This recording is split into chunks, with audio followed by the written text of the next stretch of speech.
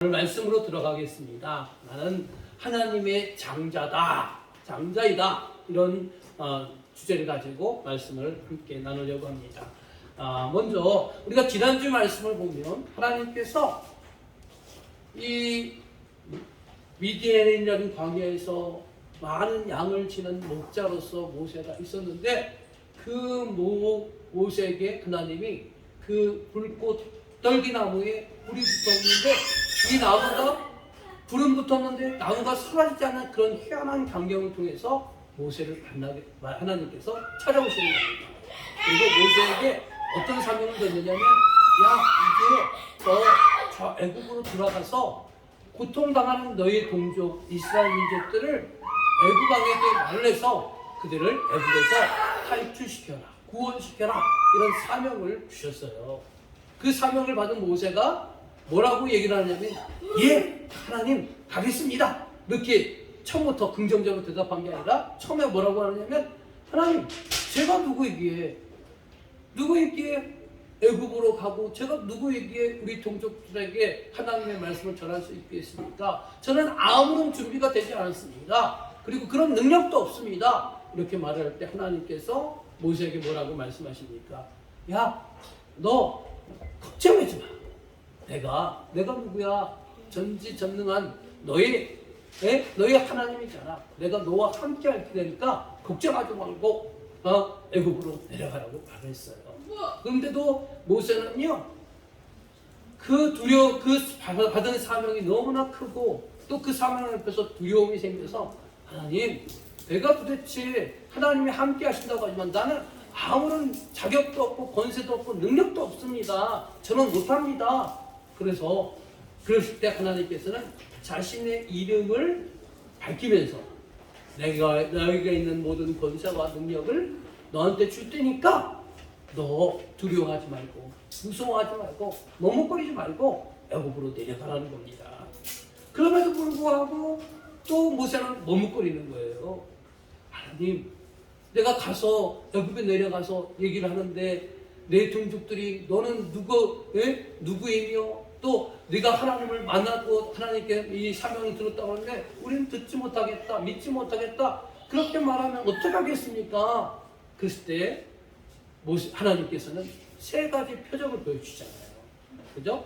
지팡이가 뱀으로 변하는 거, 그 뱀의 꼬리를 잡아서 다시 지팡이가 바뀌는 표적, 또 그 모세의 손을 품에 놓았다 했을 때 그 손이 문둥병이 걸리고 그 문둥병이 걸린 손을 다시 품에 넣었을 때 깨끗게 하는 그런 표정을 보여주잖아요.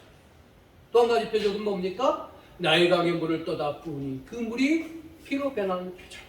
이런 모든 표적을 통해서 야, 내가 너와 함께 할 것이고 권세와 능력도 줄 것이고 자 봐라, 네가 듣는 것으로 부족하면 내 눈으로 보여줄게. 네가 네 등 뒤에서 너와 함께 하시고 너에게 사명 주신 그 하나님은 어떤 하나님이냐? 이런 능력 있는 하나님, 권세 있는 하나님이라는 것을 지팡이를 통해서 뱀을 변하게 하고 또 손에 문둥병이 걸렸다 깨끗게 하는 것, 또 나일강의 물을 피로 변하게 하는 이런 모든 것들이 하나님의 권세와 능력을 보여준 거예요. 이쯤 됐으면 어지간한 사람은 그 하나님 말씀 듣고 애국으로 내려갔을 거예요. 근데 모세는 또 못하겠다는 거예요.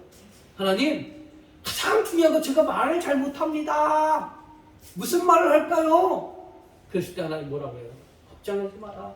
내가 너와 내 형의 입에 할 말을 줄 테니까 너 내려가라는 거예요. 근데도 모세는 또 마지막으로 끝내 부정하는 거예요. 하나님, 전 능력 없어서 못합니다.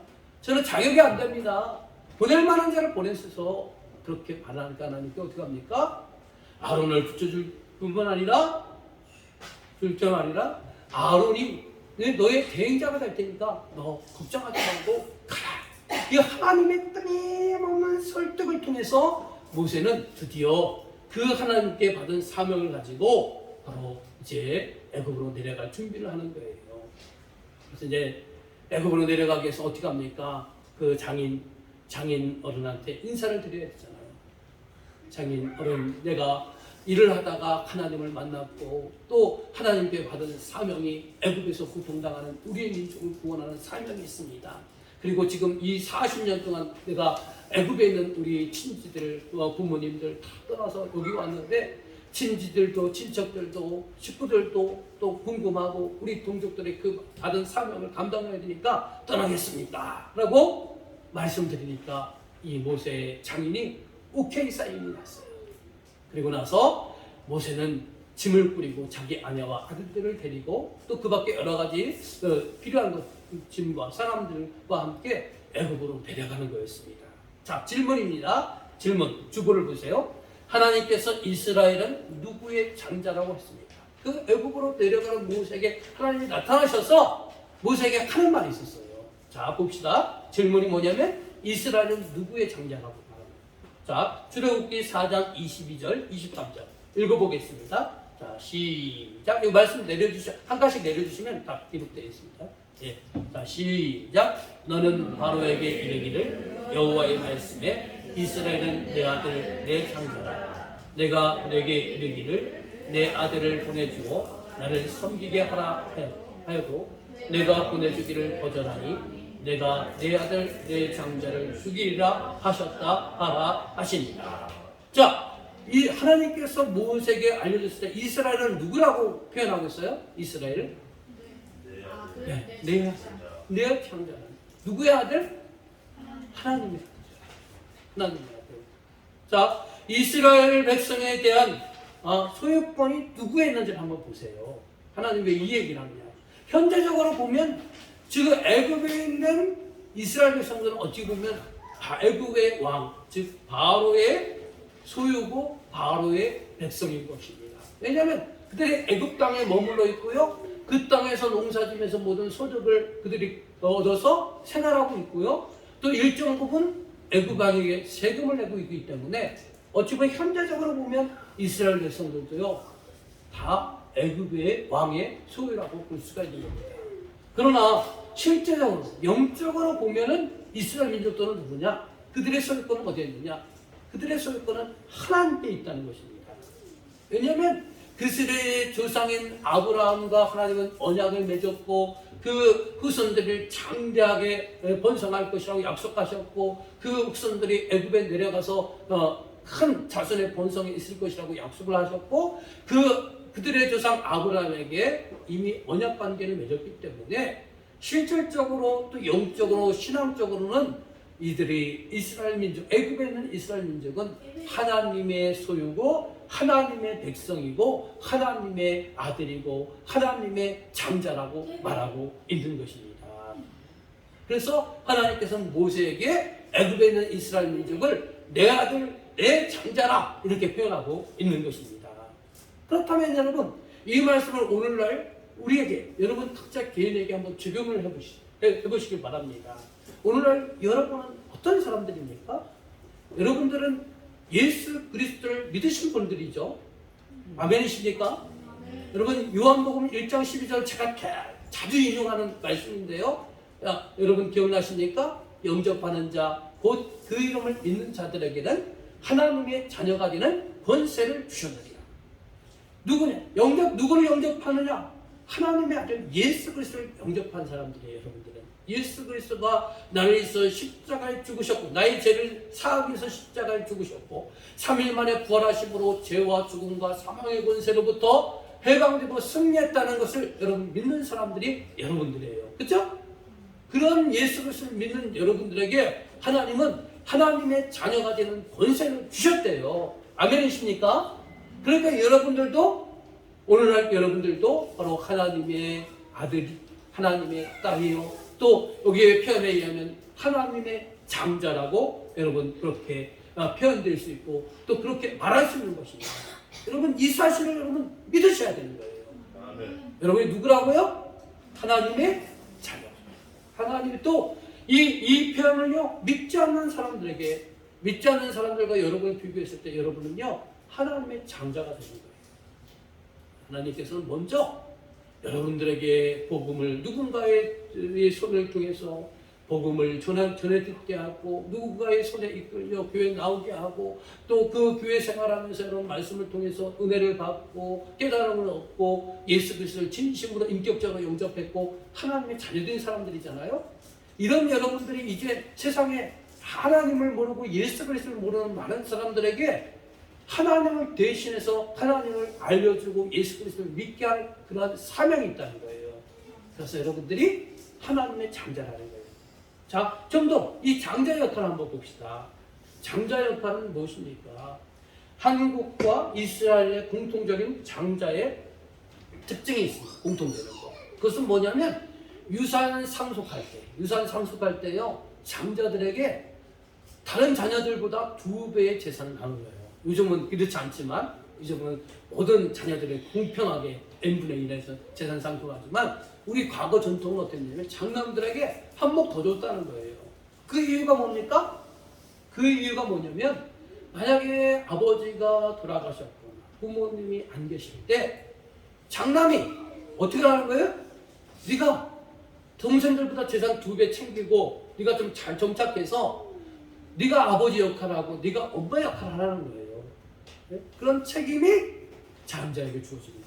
그래서 유산 상속도 많이 받지만 거기에 따른 책임도 함께 주어진다는 거예요. 장자의 역할은요, 바로 동생들을, 연약한 사람들을 돌보고 그들을 보살피는 역할이 장자의 역할이라는 것입니다. 자, 하나님께서 아브라함에게 주신 복을 볼까요? 자, 말씀 봅시다. 창세기 12장 3절의 말씀. 자, 말씀 내려주시고 12장 3절 말씀 같이 읽어보겠습니다. 시작. 너를 축복하는 자에게는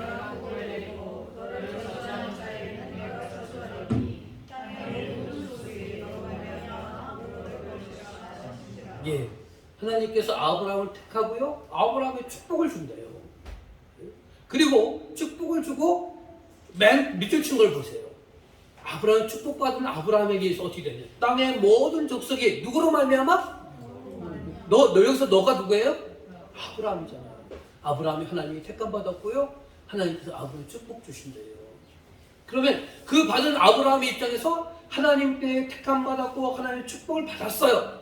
근데 그걸 받은 축복을 가지고 나 혼자 배불리 잘 먹고 잘 사는 게 아니고 마치 장자처럼 내게 2배의 상속을 줄 테니까 어떻게 하느냐? 너로 말미암아 땅의 모든 족속이 어떻게 한다고요?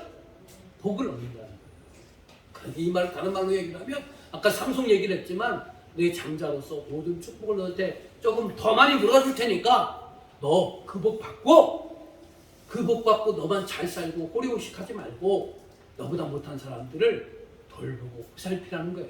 이게 장자의 진정한 역할이라는 겁니다. 여러분 혹시 유산 상속 받으실 때 장남으로서 2배의 몫을 혹이라도 받으셨다면 여러분 그런 책임이 있는 거예요. 동생들 잘 돌보고 보살펴야 되는 거예요. 자, 우리 빨간 글씨 한번 읽어볼까요? 빨간 글씨. 자, 시작. 아브라함의 복은 자손의 본성으로 나타났고 축복을 받은 자 이스라엘은 하나님의 계획대로 세상 모든 민족에게 그 복이 흘러가야 한다. 이게 하나님이 아브라함에게 축복을 준 이유고 그의 후손들을 번성케 하고 축복을 준 이유라는 거예요. 자, 그러면 오늘날 우리 기독교인의 축복의 통로는 어떤 것이냐? 같은 맥락으로 보라는 거예요. 장자의 역할, 이 역할로 같은 맥락으로 보라는 거예요. 그래서 다시 한번 말씀드리지만 장남이 혹시 많은 복을 누리게 되면 또 장남이 잘 되게 되면 절대로 동생들 무시하지 말고 깜보지 말고 어렵고 힘들게 사는 동생들 잘 돌보라는 거예요. 그러면 동생들은 어떻게 되느냐? 동생들은요 형을 부모님처럼, 예? 아버지처럼, 예? 어머니처럼 그렇게 잘 섬기라는 거예요. 여러분 그런 세상이 실현된다면 그런 실현된 가문을 보세요. 가문이 어떻게 했습니까? 맨날 싸우겠습니까? 아니면 다 상상만 해도 막 웃음이 넘치고 행복이 가득할 것 같지 않습니까? 그죠? 네?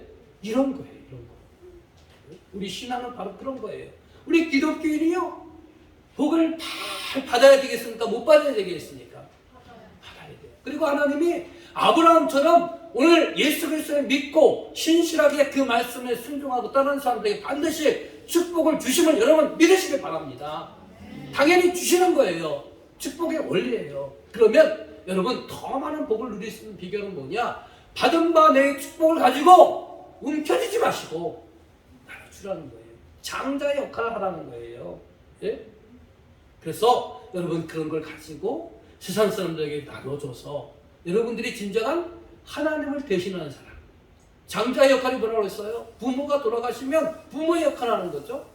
하나님이 대행자라는 게 마찬가지예요. 하나님께서 여러분에게 사명을 주신 거예요. 고난을 이임한 거예요. 그러니까 여러분들이 이 땅에서 하나님의 역할을 감당해야 되는 거예요. 그래서 여러분 물질의 축복을 받은 사람이 있다면 여러분 그 물질 움켜쥐지 마세요.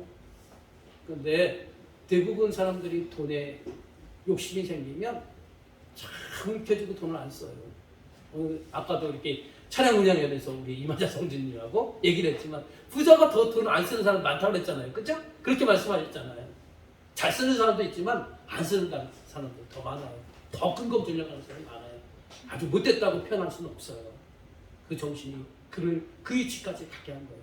그러나 거기에다 플러스 되는 게 뭐냐면 그런 물질을 내가 누리고 하나님이 복을 주셨다면 그걸 가지고요 정말 연약한 사람, 힘겨운 사람, 가난한 사람 좀 나눌 수 있고 돌볼 수 있는 그러한 여력이 있고 힘이 있고 우리가 그렇게 살아야 되는 거예요.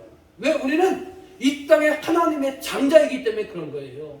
기독교인의 삶은 그런 겁니다. 그러니까 여러분들이 혹이라도 물질이 좀 더 남들보다 여유가 있다면 너무 움켜쥐지 마시고 해주세요. 네? 어제도 우리 일어나면서 여러분 이게 농어촌 선교회 순수 봉사단체잖아요. 근데도 보면 참 이들이요 와서 몸만 봉사하는 게 아니에요. 올 때 수박도 사오고 또 먹을 거 찐빵도 사오고 만두도 사오고 또 어제 우리 또 권사님 우리 임지사님 또 수박도 사오고 음료수 사왔지만 이렇게 나와서요 보면 힘들게 일하면서도 먹는 거 항상 풍성해. 네? 이게 우리 기독교인의 삶이에요. 여러분 그 가운데 엄청나게 많이 돈이 듭니까? 아니에요. 그렇게 많은 돈이 드는 거 아니에요. 중요한 건 뭐냐? 우리가 어떤 정신과 어떤 사상을 갖고 사느냐 그것이 중요한 거예요.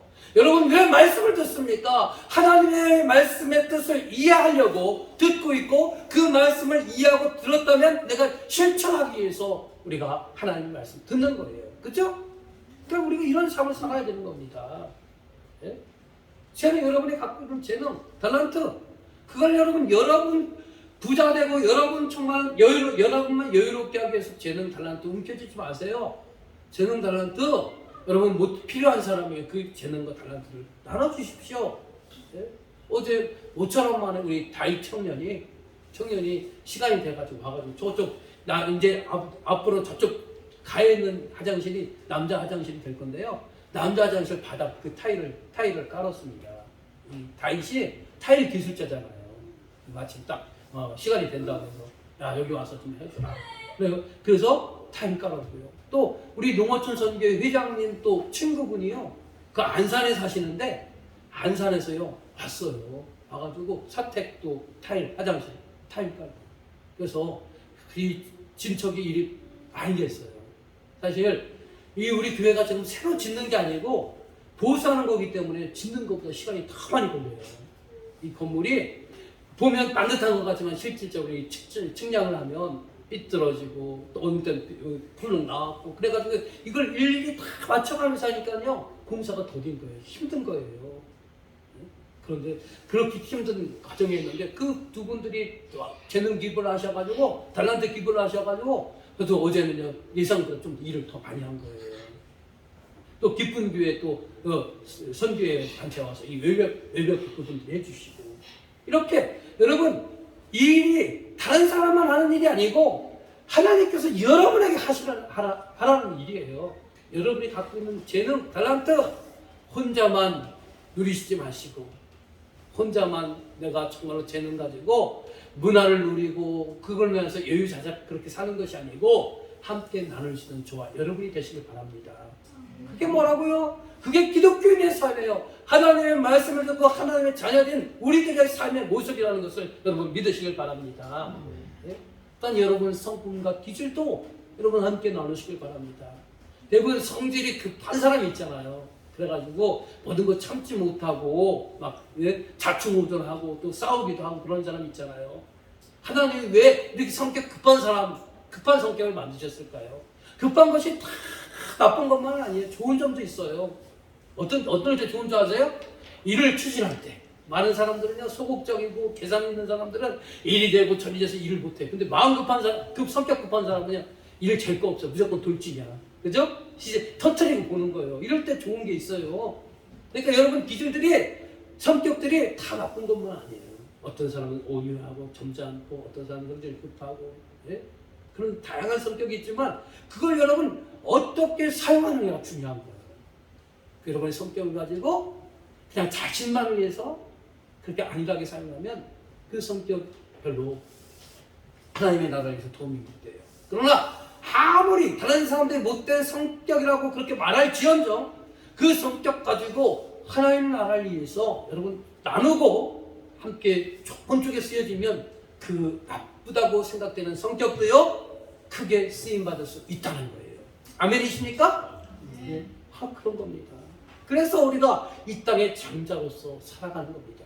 그런데 가만히 보면 뭐냐면 우리가 나눔이 잘 안 돼요. 내 물질 나눔도 잘 안 되고 재능, 달란트, 재능 기부도 잘 안 되고 또 내 성격 있는 것도 잘 나누지도 못하고 그냥 움츠려만 들고 그래요. 왜 그럴까요? 우리는요 타락한 인류는 어떻게 보면 극도의 자기중심적인 삶을 살 수밖에 없는 그런 구조가 되어 있는 거예요. 그래서 하나님은 일단 부족한 우리를 택하시는 거예요. 택하셔요. 욕심쟁이도 택하고 거짓말쟁이도 택하고 싸움쟁이도 택하고 술 중독자도 택하고 마약 중독자도 택하고 다양한 사람들 택하는 거예요. 그리고 하나님 나라에서 이제 써먹기 위해서 일단은 택하시지만 그 다음에는 훈련이 필요한 거예요. 자, 이스라엘을 하나님의 대행자로 만들기 위한 하나님의 훈련을 보세요. 여러분 이스라엘 민족 애굽에서 그들이 처음에 식량을 얻기 위해서 야곱의 식구들이 70명이 애굽에 들어갔잖아요. 그죠? 400년이 지났어요. 400년 지나면서 애굽에 생활할 때 이들이 어땠을까요? 처음에는 그들의 식구 중에 애굽의 총리가 있었어요. 요셉이 총리였기 때문에 그들이 호리호식하고 아무 근심 걱정 없이 잘 먹고 잘 살고 유복한 환경에서 자손 번성했다는 거예요. 그런데 인간은요 편안하고 배부르고 등 따시면 다 좋을 것 같죠? 근데요 편안하고 배부르고 등 따시면 딴 생각한다는 거예요. 이들은 하나님 점점 더 세월이 갈수록 하나님 잊어버리고 정말 애굽의 그 문화에 동요돼서 그들이 참 변질되는 거예요. 그런 이스라엘 민족을 하나님이 택하셔서 모세를 통해서 그들을 다시 애굽에서 탈출시키고 그들을 하나님의 장자로서 그들을 사용해야 되는데 지금 그들의 지금 현재 있는 그 모습 그대로는 하나님의 장자로서 써먹을 수가 없어. 왜? 너무나 타락했고 너무나 오염됐고 너무나 변질되었기 때문에 그런 거예요. 마치 오늘 우리들의 모습과 같은 거예요. 여러분 처음 교회 나오셨을 때 그 모습과 같은 거예요. 그런 우리들을 이제 신앙생활 오래 하면서 다듬어져서 지금 입장에서 보면 우리가 조금 더 처음 때보다는 성숙한 모습이 있지 않습니까? 저만 봐도 그래요. 제가 19년 전에 이곳에 정말 설이 전도사로 와가지고 설교하는 거나 기도하는 거나 뭐 성도님들 대하는 거나 다 부족했잖아요. 그렇죠? 설교도 더듬더듬하고 이게 다 원고 써놓고 보다가 또 너무 보면 좀 성도님들한테 미안하니까 얼굴 쳐다봤다가 그 원고 어디에 하는지 까먹어가지고 막 헤매고 머뭇거리고 그랬던 적도 있었어요. 많았어요. 근데 지금 여러분 보시다시피 여러분과 똑같은 거 갖고 하는 거예요. 그렇죠? 원고 없잖아요. 이거 원고라면 원고지만 유학고 있잖아요. 근데 이게 좀 교만한 표현 같지만 자유롭게 하잖아요. 그렇죠? 19년 동안 한 가지 다듬어져서 지금 제가 여기 있는 거예요. 여러분도 마찬가지예요. 여러분들 처음에 교회 나오셨을 때 부족하고 연약하고 모난 거 투성이었지만 다듬어져서 지금 여기 있는 거 아니겠습니까? 그렇죠? 하나님 우리를 하나님의 장자로 사용하기 위해서 다듬으시는 거예요. 그래서 첫 번째 그들에게 홍해를 만나게 하셔서 홍해를 통해서 세례를 받게 하셔요. 이건 뭐냐면 자기 부인하도록 서약을 받는 거예요. 너 이제 하나님의 장자로서 쓰임받기 위해서 너 내려놓으신 자기 부인이 있어야 된다. 이걸 서약하는 거예요. 그리고 서약만 안 되니까 40년 광야 광야 생활을 이스라엘 민족들이 하잖아요. 그 광야는 뭐냐면 하나님께 자기가 내려놓겠다고 하는 그 서약을 훈련받는 기간이에요. 내가 물질에 대해서 내려놓겠다고 하지만 막상 물질이 떨어지고 나면 근심, 걱정, 어둠의 그늘들이 가득하잖아. 그렇죠? 그럴 때도 변함없이 하나님을 의지하고 하나님과 맺었던 그 서약을 내가 이제 지키면서 물질의 주인은 하나님이라고 고백하면서 견뎌나가는 거예요. 그런 훈련을 하는 거예요. 사람들이 나를 힘들게 하고 나를 하는 일마다 택을 걸어요. 그럴 때 어떻게 됐습니까? 옛날 사람 같으면 우리가 거기에 치고받고 싸우지만 나 하나님께 약속한 사람이에요. 사람이 속썩여도 나 사람과 부딪혀 싸우지 않고 정말 기도하면서 협력을 구하면서 그렇게 살아가겠다고 생각한 사람이에요. 그러니까 그것들을 하나님의 말씀을 의지하면서 자기를 옛날에 그 성격 내려놓고 말씀 붙들면서 견뎌나가는 거예요. 이게 자기 부인의 훈련 기간이에요. 그래서 광야 40년은 철저히 훈련받는 기간이라는 겁니다. 그리고 시내산에 가서 말씀 훈련을 받잖아요. 그동안은 뭐냐? 내 원칙, 내 생각, 내 기준으로 살았다는 거예요. 그러나 이제 하나님의 장자로 살기 위해서는 어떻게 하느냐? 하나님의 말씀이 네 원칙, 기준이 되야 된다는 거예요. 그래서 우리 자꾸 말씀을 읽고 듣고 공부하고 그렇게 하면서 깨닫고 그 말씀이 내 삶의 기준이 돼서 말씀대로 살아가는 거예요. 그리고 또 이제 가서 이제 마지막으로 성막 훈련을 하잖아요. 성막 훈련은 뭐냐? 매일 날마다 하나님과 교제하는 사람이에요. 날마다. 여러분도 날마다 하시잖아요. 뭐 비록 새벽기도 안 나오셔도 각자 각 가정에서 또 순간순간 일터에서 하나님을 의지하면서 하나님의 말씀을 기준 삼아서 내가 그렇게 살지 못한 걸 회개하고 또 그렇게 살게 또 다짐하고 결단하잖아요. 이게 성막 훈련 예배 훈련이라는 거예요. 이런 과정을 통해서 이스라엘 진정한 하나님의 장자로 만들어 간다는 거예요. 그래서 하나님의 이런 훈련의 목적은 나를 하나님의 대행자로, 장자로, 하나님의 아들로, 하나님의 딸로, 하나님의 상속자로, 하나님의 대행자로 만들기 위한 목적이 거기에 있다는 겁니다. 자, 말씀 읽어봅시다. 넘어와서 8장 14절부터 17절 말씀. 자, 읽어보겠습니다. 시작. 무릇 하나님의 영으로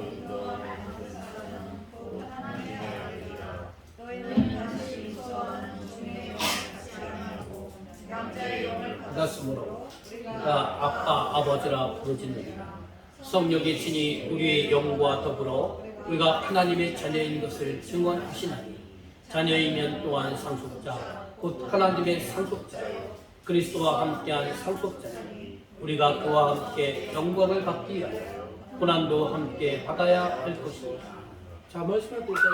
하나님의 영으로 인도함을 받는 사람, 여러분 성령의 인도함을 받아서 여러분 교회에 지금 나와 계시고 하나님 믿고 섬기고 있는 거예요.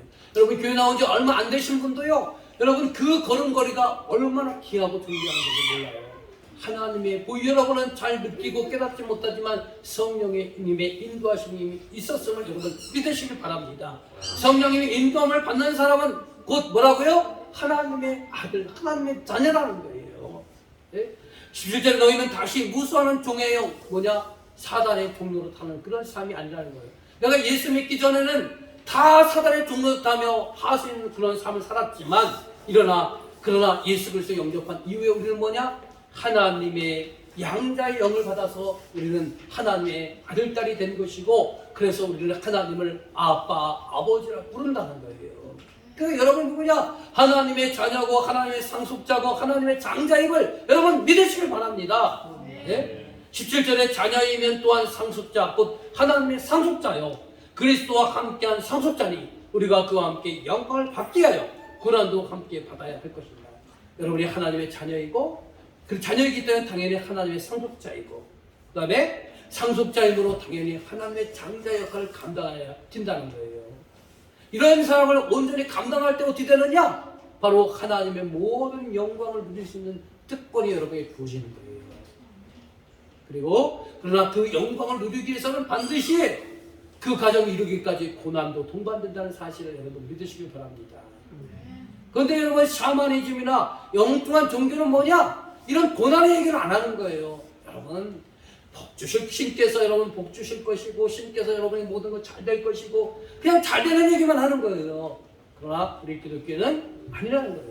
우리가 장차 누릴 영광, 축복, 연류가 반드시 있습니다. 그런데 어떤 자에게 있느냐?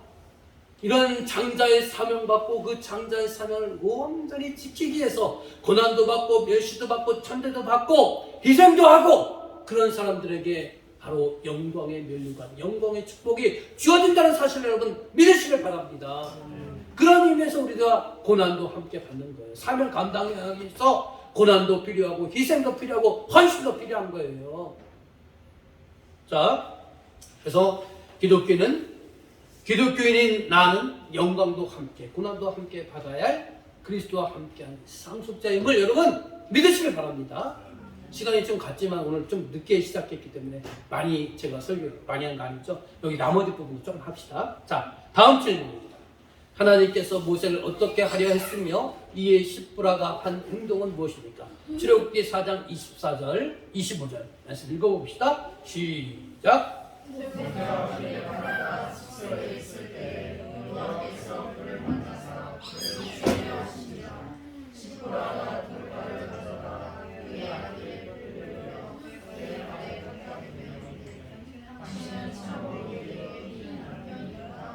예, 이 말씀이 어떤 겁니까? 지금 애굽으로 이제 사명받고 애굽으로 내려가는 길이에요. 근데 하나님이 갑자기 나타나셔서 모세를 죽이려고 했다는 거예요.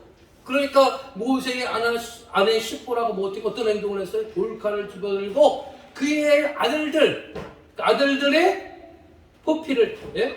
여기 포피가 뭐냐? 포경수시라고 하죠. 포경수. 이 할례를 행했다는 거예요. 예? 할례를 했다는 거예요. 그러면서 자기 남편한테 피남편이라고 고백했다는 거예요. 다음 질문입니다. 십보라가 피남편이라고 한 이유는 무엇입니까? 자, 출애굽기 4장 26절 말씀 읽어보겠습니다. 시작. 여호와께서 그를 놓아주시니라. 그때 십보라가 피남편이라 함은 할례 때문이에요. 자, 십보라가 피남편이라고 한 이유는 뭐라고요? 뭐 때문에? 할례 때문이에요. 할례. 그러면 모든 게 하나님이 모세를 죽이고자 하는 이유가 뭐였어요? 할례 때문이라며요. 그죠? 할례 때문에. 근데 모세가 할례를 했을까 안 했을까요? 할례를 했어요. 네? 할례는 뭐냐? 그에 대해 하나님이 모세를 택했고요. 또 그 모세와 언약을 맺어요. 계약을 맺어요. 나는 너희와 너희 후손들의 하나님이 될 것이고 너희는 내 백성이 될 것이다 하면서 내가 너희들을 돌보고 지켜줄 것이다 하면서 그 언약의 증표로 사내 남자들에게 그 성기의 표피 겉부분을 벗기는 그것을 할례라고 하는 거예요. 오늘 포경수이라고 하잖아요.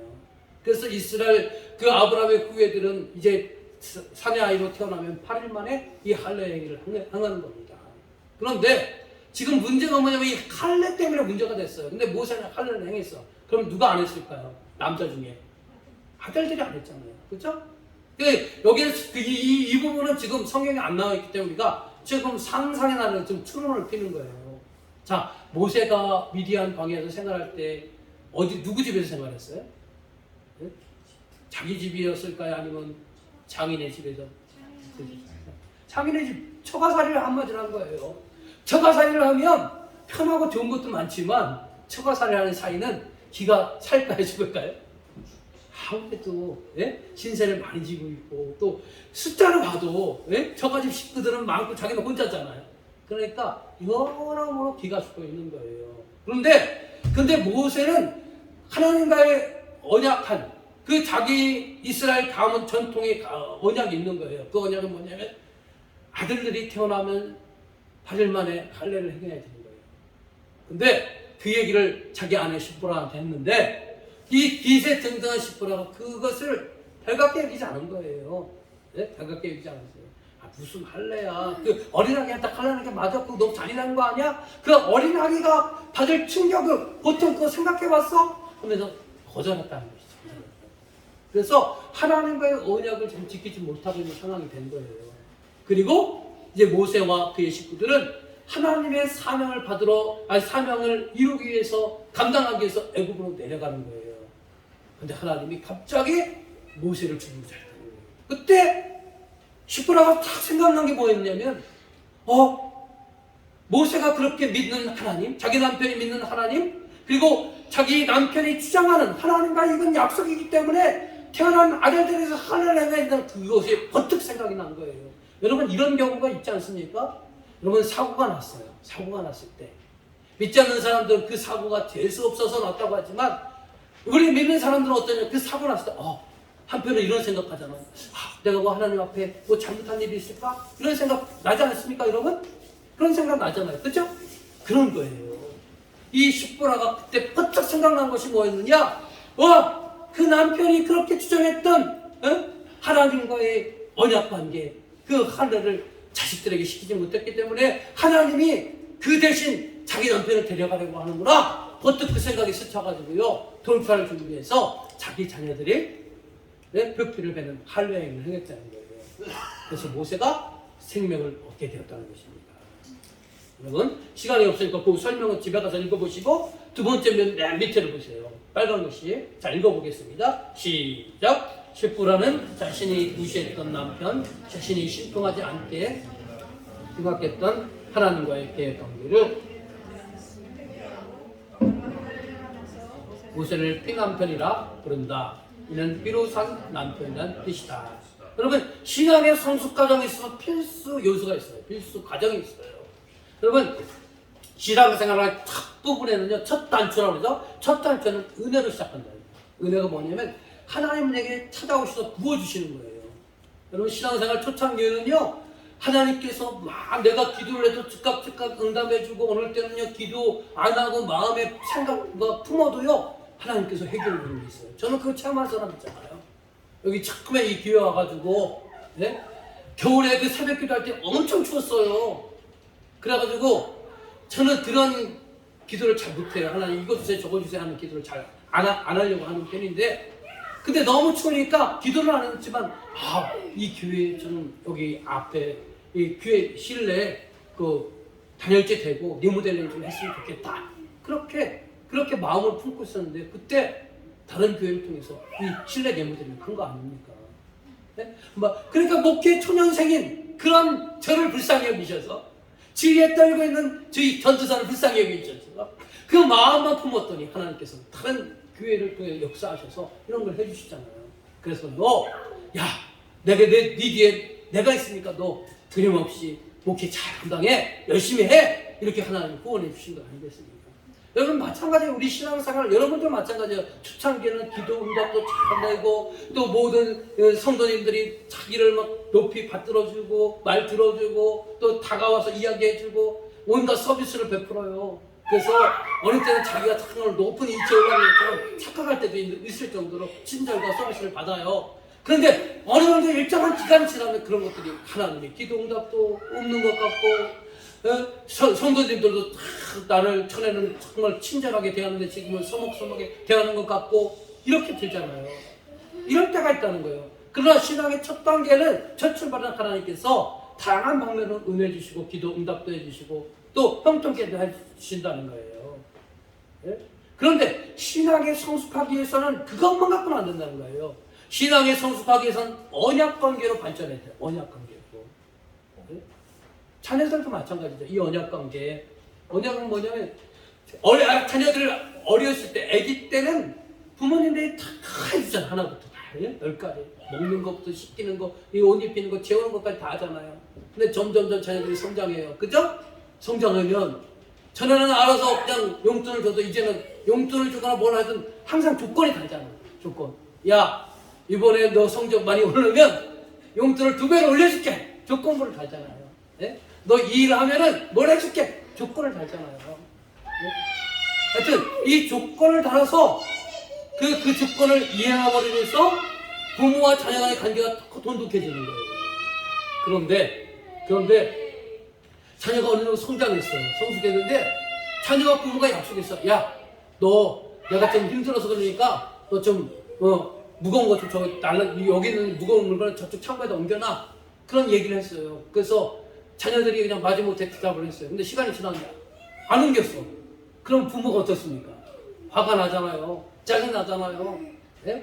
그러니까 그 자녀에 대한 신뢰관계가 조금씩 깎이는 거예요. 하나님과 우리의 관계도 마찬가지라는 거예요. 처음에 하나님께서 다양한 은혜를 주시는데요. 하나님은 여러분을 통해서 이 땅에 하나님 나라를 세우고 하나님의 대행자로 여러분을 사용하기를 원하셔요. 그렇기 때문에 여러분들이 성장하고 성숙하셔야 되는 거예요. 맨날 교회 와가지고 하나님 이것 주세요 저것 주세요 맨날 구하는 기도만 하고, 예? 자기가 헌신할 자리, 충성할 자리, 봉사할 자리에서 헌신하지 않고 충성하지 봉사하지 않는 사람은요 성장하지 못하는 거예요. 맨날 달라고만 하잖아요. 그리고 달라고 하는데 안 주면 어떻게 돼요? 대부분 사람들이 삐지잖아요. 삐지고요. 그것이 더 깊어지면 교회 안 나와요. 여러분, 안타깝게도 우리가 신앙생활을 오래 했음에도 불구하고 그런 사람들이 간혹 있어요. 그런 성도님들이 그냥 맨날 요구만 하고 달라고만 하고 그가 자기 요구 안 들어주니까 이 교회는 사랑이 없다고 하고 하나님이 없다고 하고 교회 떠나는 사람이 많아요. 아니에요, 여러분. 이제 초창기에는 그랬을지 모르지만 여러분 신앙이 좀 더 성숙해지고 열렬히 깊어졌으면 여러분 하나님과 나의 언약 관계를 통해서 그 언약을 신실하게 세워가야 됩니다. 그래서 때로는 하나님께 우리가 이제 출애굽기 배우면서 나를 부인하겠다, 주의를 성수하겠다, 헌신하겠다, 봉사하겠다, 작정기도 하겠다, 말씀 읽겠다, 하나님과 언약 여러분 세우잖아요. 근데 그 언약을 너무 밥 먹듯이 그 언약 어겨, 약속 어겨. 그럼 하나님과 여러분 관계가 어떻게 되느냐? 서먹서먹해지는 거예요. 그런 사람들이 성장할 수 있느냐? 성장 못하는 거예요. 하나님 지금 어디까지 여러분 염두에 두고 있느냐? 여러분 하나님과 언약 관계를 맺어서 그 언약을 실천하고 하나님 지난번에 이게 약속했잖아요. 그거 이뤘어요.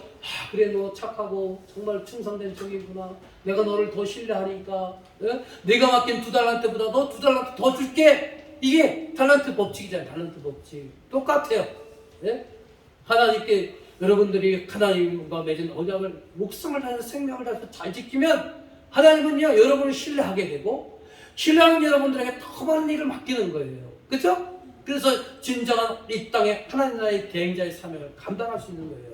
그래서 신앙에 성숙하면 언약 관계가 필요하다는, 계약 관계가 필요하다는 거예요. 여러분 계약 관계를 우습게 여기면 어떻게 됩니까? 신뢰도가 떨어지고요. 다음부터는 사람 구실을 사람 대접하지 못하는 거예요. 그렇죠? 사람과 사람의 관계도 하나님과 여러분의 관계도 마찬가지예요. 그러니까 여러분 이제는 구하는 기도, 어린아기의 기도에서 계약관계의 신앙으로 하나님 주신 은혜에 내가 응답하고자 이런 일을 하겠습니다. 저런 일을 하겠습니다. 그 언약을 맺고요.